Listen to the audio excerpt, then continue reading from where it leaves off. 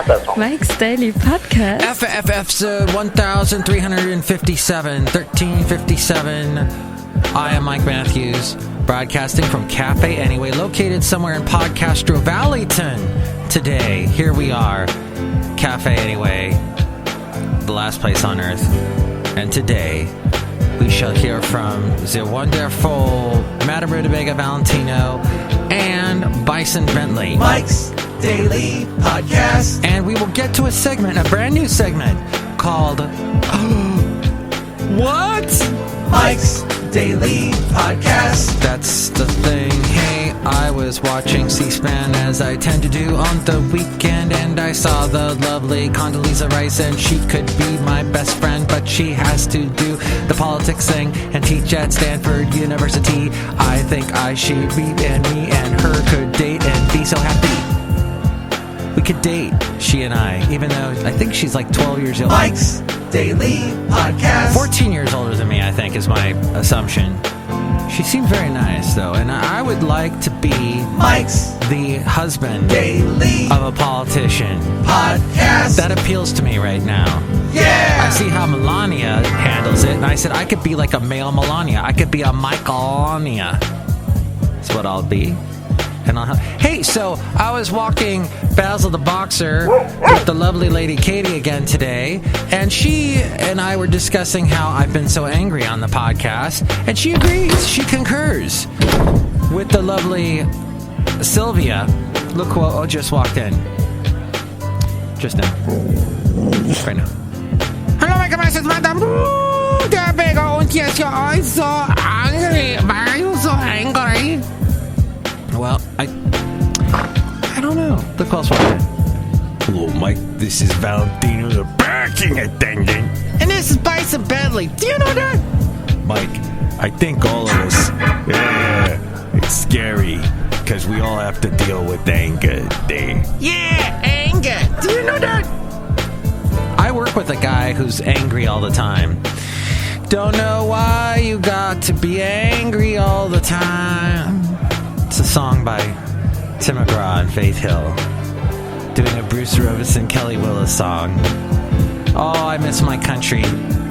I got an email today from someone that used to listen to my country show that I used to do on Country Crossroads Radio. And he said... And here's today's podcast picture. No, he didn't say, and here's today's podcast picture, which, by the way, is a picture of the lovely... I think this is... is it called... it's right across the street from Ghirardelli Square in San Francisco. And the sun was setting right next to Mount Tamalpais. And you can see the Golden Gate Bridge. It was a beautiful day. This picture from 8 years ago. 7 years ago, when Colin and his lovely wife Courtney were visiting. Do you get the feeling every woman mentioned on this podcast has the word lovely in front of their name? It's true. That's how it has to be. And so she and him were visiting, and we went to this wonderful park, and the sun was setting, and I got this picture. So I thought I would post it today. Go retro. I've been posting a lot of current pictures as of late, so... Yeah, that's the picture at MIKEs-DAILY-PODCAST.com. But really, I was telling you about this email I got from... and I guess this is the segment that we should call... Oh my God. Email from you, and you're calm and not so calm. Yeah, let's call it that. That's what we're going to call this segment. And because that's the name of it. And what we will do is we will look at this email. Sorry, I got a little distracted because I'm at Podcastro Valley Ton today. So sort of between Castro Valley and Pleasanton, that's where I am because it's Sunday. But Brian Rind is his name, and he's in Toronto, and he used to email me. He was the only listener. Well, him and his friend Caroline used to email me when I was on the Country Crossroads Radio. And he wrote, I hope you come back. I loved your show. I will keep in touch. Oh, before that, he wrote, Hi, Mike. I hope you're okay. I haven't heard you on the radio for a couple of weeks. P.S. Brian from Toronto. And then I emailed him back and told him that, look, Country Crossroads Radio is going away. It's ending. They're pulling the plug on it at the end of this month. Josh Tanner, who does the country radio station, he's got no time now. And it costs too much money to do internet radio. I can do this show completely for free because I don't... like that music, that piano that you're hearing, that's me. And I'm playing original stuff. And this song, it goes a little like this. Oh, crap, I forgot the words to this. This is one of my songs. Anyway, Cafe Anyway, that is the reason why I'm able to do this show for... Anyway. Thank you. For relatively inexpensively, and... Josh Tanner has to pay hundreds and hundreds and hundreds of dollars a month to keep Country Crossroads Radio on the air. So he had to end it. And I told Brian as much, and he says, well, I hope you will come back. I loved your show. I will keep in touch. Well, the fact is, I will not come back to Country Crossroads Radio, Brian, because it's going away. But it's hard to explain these things. Maybe I will get on an internet radio station someday, but... I enjoy doing this podcast for you now on the weekend, and in fact making this show a truly daily podcast, almost, except for the thing I can't really do Saturdays. But that's a little bit of here and that and this and that and over there and up there and to the left and right. I would like to do a little segment for you. I haven't done this in a while, and that would be... Mike's Daily Podcast MASTERPOD THEATER. I love that. Okay, cool. And now, the podcast players present the rendition of The Princess and the Pea. There once was a prince, and he wanted a princess. And then, but she must be a real princess. He traveled right around the world to find one, but there was always something wrong. There were plenty of princesses, but whether they were real princesses, he had great difficulty in discovering. There was always something which was not quite right about them. Madame Rootabega. Thank you, Matthew. So at last he had come home again, and he was very, very sad because he wanted the real princess so badly. Ooh, Valentino? Yeah, okay, one evening, there was a terrible storm. It thundered and lightning, then the rain poured down in torrents there. Indeed, it was a fearful night. Bison Bentley? Yeah, in the middle of the storm, somebody knocked at the town gate. What the hell was that? I was knocking. That was a knocking sound effect. Stop it, it's scary. All right, jeez. And the old king himself sent to open it. Oh, wow. There it's opened. It was a princess who stood outside, but she was in a terrible state from the rain and the storm. The water streamed out of her hair and her clothes. It clung tightly around her bosom. And what the hell? This is getting a little steamy. Well, we shall soon see if that is true, thought the old queen. Oh, because she said she was a princess. She went into the bedroom, took all the bedclothes off, and laid a pea on the bed. So she basically took 20 mattresses, piled them on top of a pea, and then 20 feather beds on top of the mattresses. This is where the princess was to sleep that night. In the morning, they asked her how she slept. And what did she say, madam? But I don't know. I'm just standing here. Ooh. No, read the book that's in front of you, the really big one. Oh, I slept terribly bad. I have hardly closed my eyes the whole night. Heaven knows what was in that bed. Oh, I seem to be lying upon some hard thing, and my whole body is black and blue this morning. It is terrible. Valentino? Yeah, no, I'm not going to read anymore. Valentino, come on. All right. No. All right, I'll do it. Bison, you don't have to do anything. What? Do you know that? We are the worst podcast players ever. Okay, thank you for listening to Mike's Daily Podcast Players and the MASTERPOD Theater. Here we go. They saw she was a real princess when she had felt the pea through 20 mattresses and 20 feather beds. The end. Hey, so here's the thing. Oh, by the way, the P was put in a museum where it may still be seen if no one has stolen it. And that's a true story. Hey, you know what? That's what it says according to this big book. But here's the thing with this nursery rhyme or this fable tells us is that women are princesses and we should treat them all with respect. And that a true princess has to complain about the tiniest little thing called a pea. So if your woman complains a lot, you should love her, men, because she's a princess and she can complain because life has its little peas and she is free to complain about it. The end. Thank you. All right. I wanted to share that with you. A little Sunday story time here at MIKEs-DAILY-PODCAST.com. And the wonderful website that I just mentioned just then has all these wonderful links to past shows and past interviews I've done and past podcast pictures. See all the wonderful podcast pictures I have taken, including the most recent podcast picture, which was actually taken 7 years ago. But you can see it now at MIKES-DAILY-PODCAST.com. Tell all your friends, for they should know. And there's a way to help out the show through the Amazon link. Click on that and buy whatever it is you're going to buy, and that makes us happy. If you know the wonderful Condoleezza Rice personally, tell her I am single, and I know she's single, so let's make this happen. There is also links to the wonderful PayPal. Click on that, buy whatever it is you're going to buy.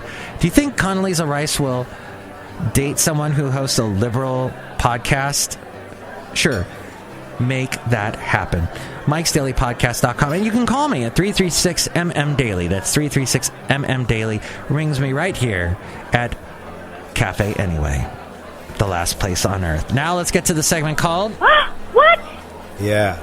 You ready, Mike? Well, I hope that it lifted you up a little bit, that story, because we had a crazy night in England. British Prime Minister Theresa May called today for a stronger response to Islamist extremism after 3 attackers rammed a hired van into pedestrians on London Bridge and stabbed others nearby, killing 7 people. And they ended up injuring 48. It occurred 5 days before a parliamentary election and was the third to hit Britain in less than 3 months. Theresa May said that Thursday's vote would still go ahead.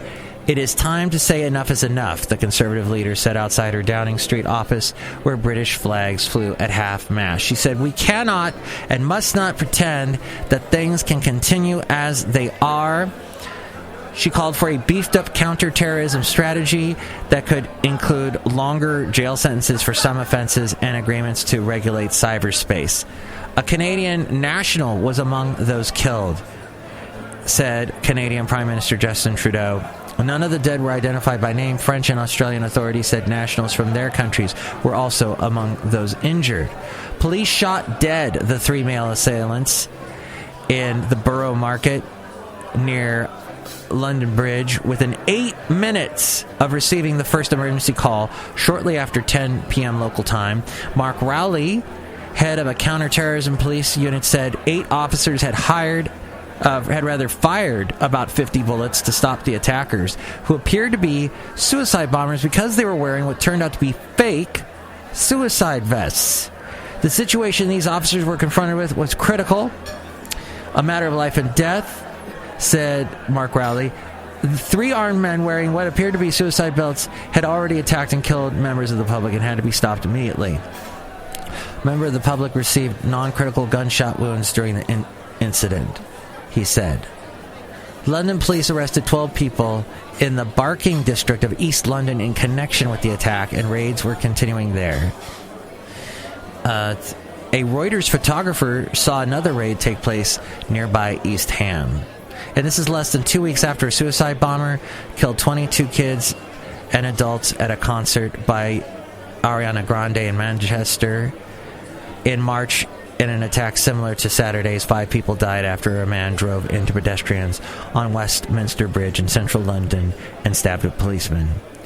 Theresa May said the series of attacks were not connected in terms of planning and execution, but were inspired what she called a, quote, single evil ideology of Islamist extremism that represented a perversion of Islam and of the truth. On to some lighter news. Toyota and Tesla have ended their partnership. A spokesperson for the Japanese carmaker Toyota said yesterday, declined, though, to say what the transaction occurred or how much Toyota made from the sale, but Tesla shares have been on a tear, rising more than 50% in the past year.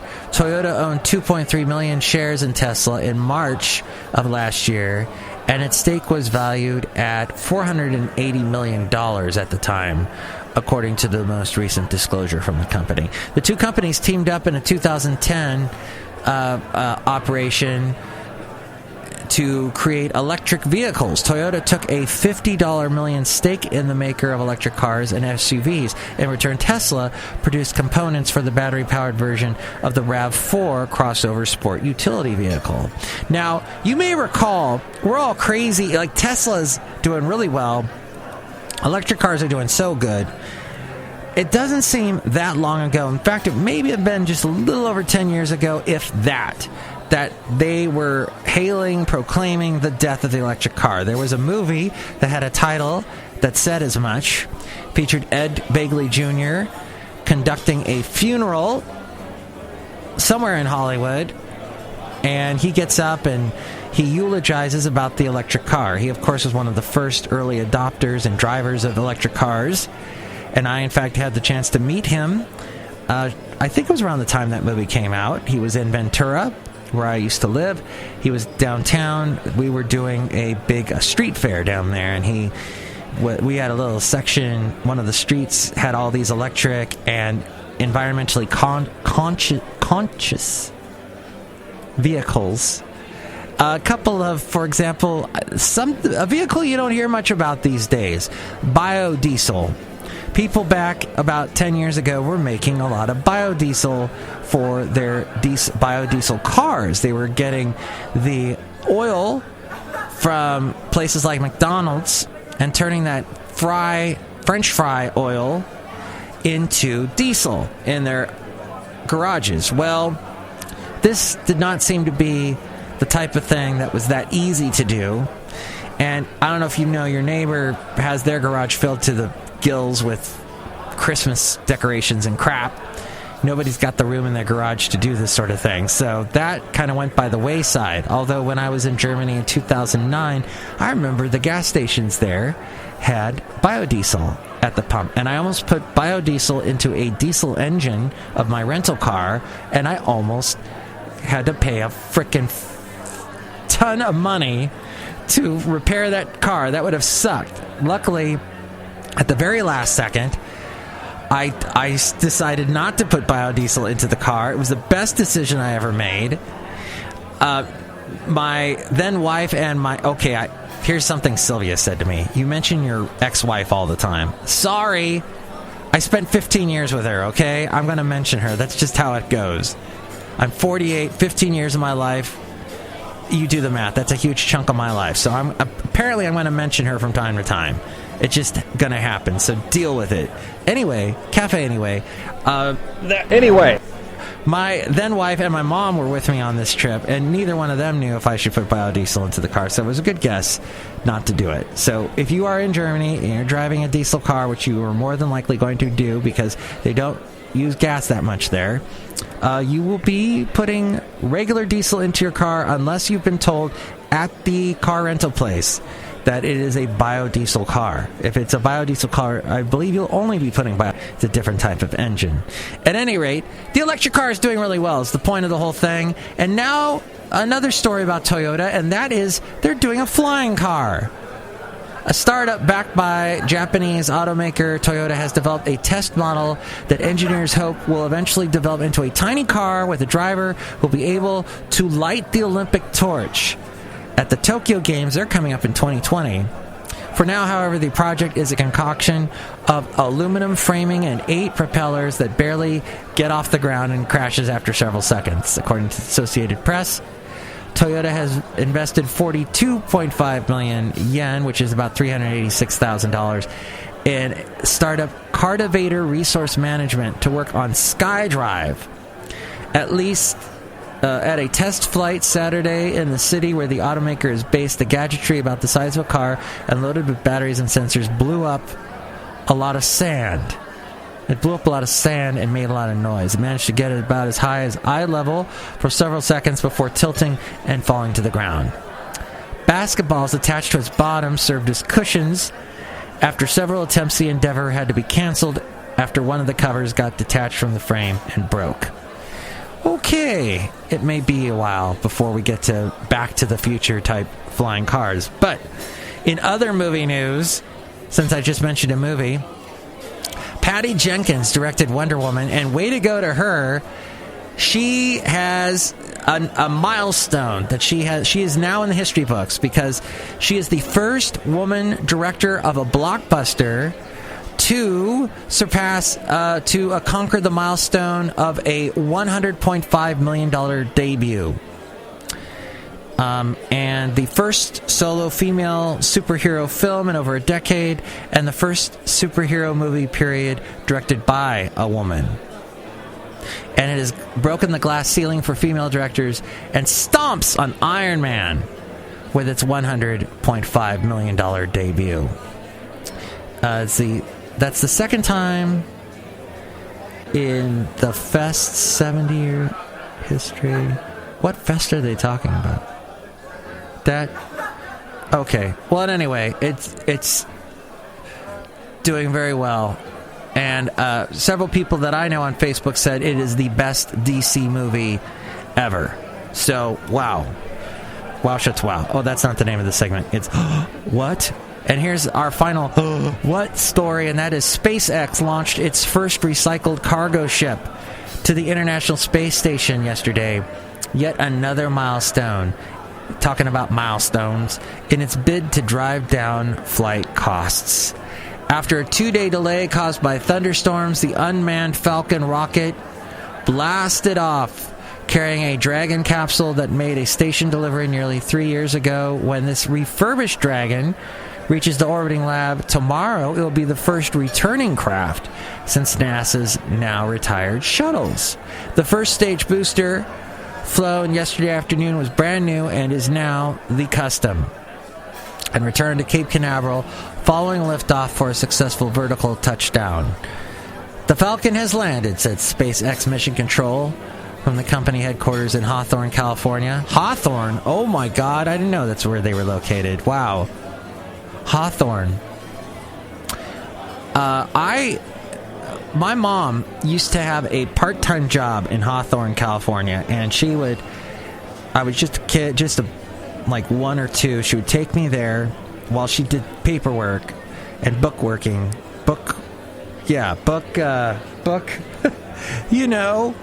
Numbers and such. Accounting and whatnot for this company in Hawthorne, California. I remember that. Barely, and she just had me play with toys and whatnot. And this office was empty. I knew she did it after hours to make a little extra money. And I used to play with toys on the ground, on the floor of this office building, which stunk of cigarette smoke. Now, I don't remember that for sure, but you can bet, since this was in the 70s, and people could still smoke in the offices, that it stunk of cigarettes. And my mom has always been a smoker, so I'm sure she was smoking as well. Book making? Why can't I think of the term? Anyway, it was a milestone SpaceX did from Hawthorne, California. And SpaceX, that is owned by Elon Musk, isn't it? And Elon Musk, that's Tesla, right? Yeah, so this all comes back to Tesla, I guess. Yeah.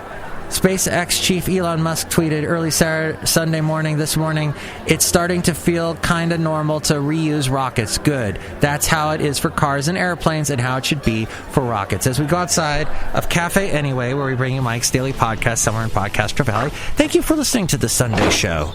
I think we got a lot done. I think we talked about a lot of things from beautiful downtown Podcastro Valleyton as I look at Mount Diablo and a beautiful kind of a hazy June day, sunny June day, and I'm happy because I got to walk Basil the Boxer with the lovely lady Katie and her dog Mally Malware, as I like to call her. Next show, it will be the wonderful Benita, the disgruntled fiddle player, and the brewmaster. How come every woman that brings the microphone out to the audience for question and answer periods during the lectures they have on C-SPAN 2 and C-SPAN 3, how come every woman that holds the microphone that brings the... And I don't know why, if that's a sexist thing that they're bringing...